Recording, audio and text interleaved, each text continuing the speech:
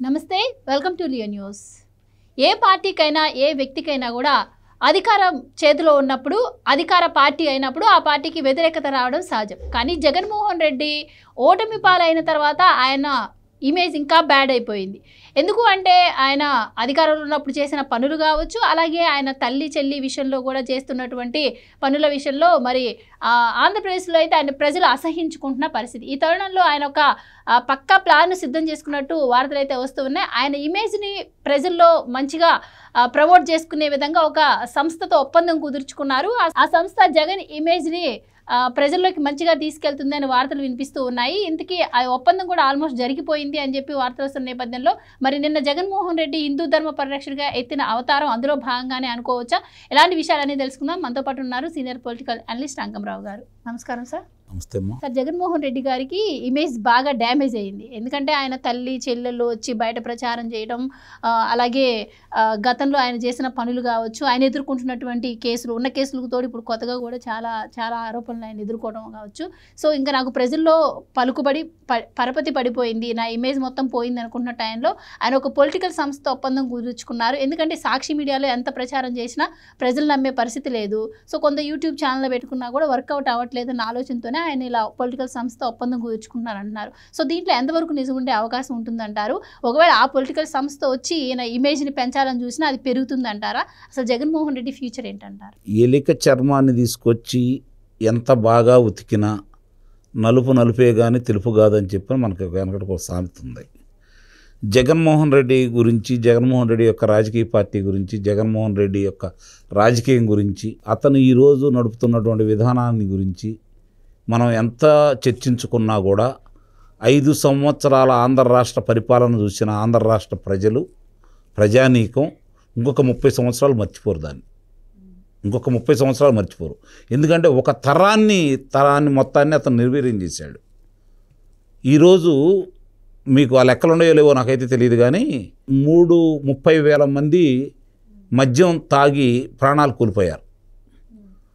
ఈరోజు 30 లక్షల మంది అనారోగ్యం పాలయ్యి వివిధ వైద్యశాలల చుట్టూ తిరుగుతూ ఉన్నారు వైద్యం గురించి. అలాగే 3 లక్షల మంది విద్యార్థులు మారక ద్రవ్యాలకి బానిసలైపోయారు. 5 సంవత్సరాలు ఎలాంటి పరిశ్రమ తీసుకురాలేదు. 5 సంవత్సరాలు యువకులకి ఉద్యోగ కల్పన గురించి ఆలోచించలేదు, మౌలిక సదుపాయాల గురించి ఆలోచించలేదు, వ్యవసాయం గురించి ఆలోచించలేదు, అధ్యాపకుల గురించి ఆలోచించలేదు, ఆశా వర్కర్ల గురించి ఆలోచించలేదు, విద్యార్థుల గురించి అసలు ఆలోచించలేదు. మరి అతను ఏ విధంగా ఏమి చేసి ఏ విధంగా నిలబెట్టాలని ప్రయత్నం చేసినా కూడా ఈరోజు అతను చేసినటువంటి అకృత్యాల గురించి ప్రజలు మర్చిపోలేదు.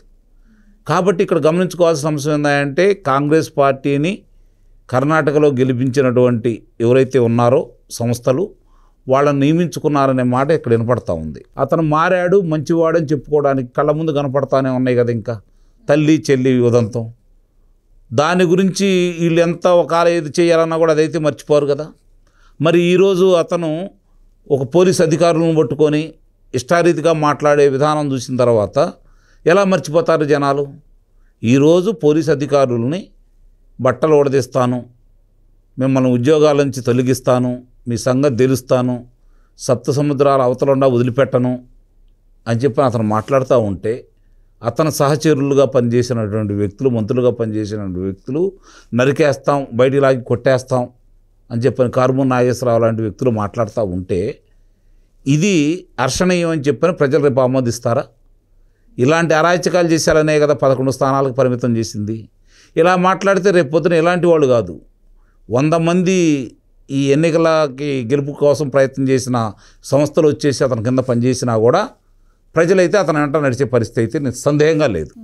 కాబట్టి అతను ఎన్ని ప్రయత్నాలు చేసినా కూడా అది ఇందాక మీరు అన్నారు కదా, అతని యొక్క పేరు ప్రఖ్యాతులు మురుక్కాలలో పడి కొట్టుకెళ్తూ ఉన్నాయి కదా.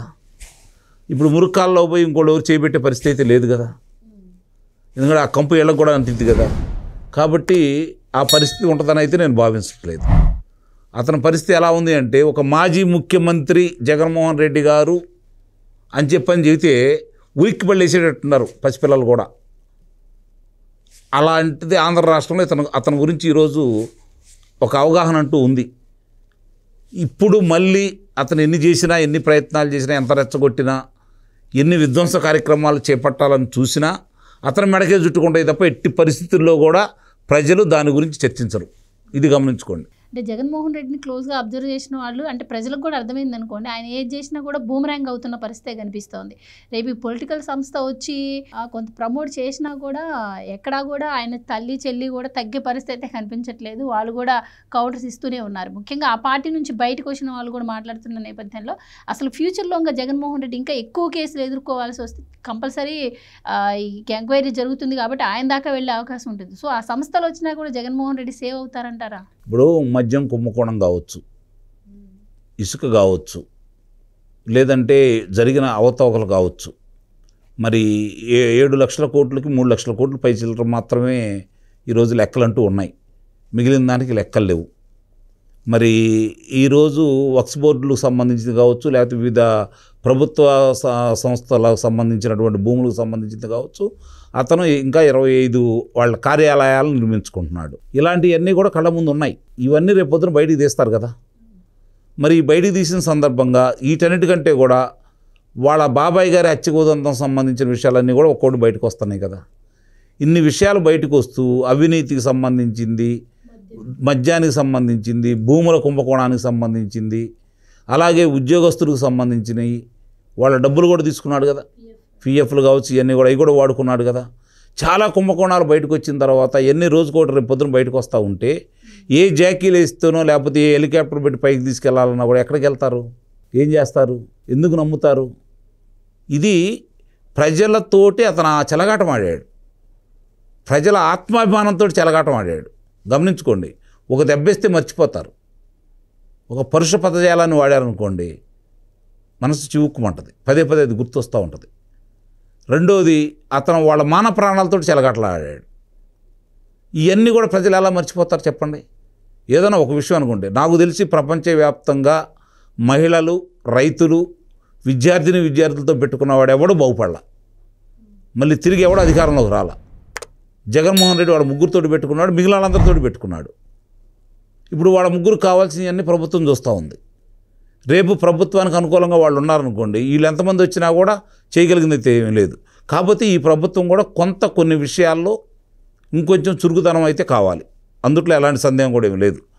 ప్రజలు ఈరోజు ఇప్పుడు అతను ఉన్నాడు వల్లభనేని వంశీ, అతనంతటా అతను వచ్చేసి వీళ్ళకి దొరికాడు తప్ప వీళ్ళు సాధించింది అయితే ఏమీ లేదు కదా అక్కడ.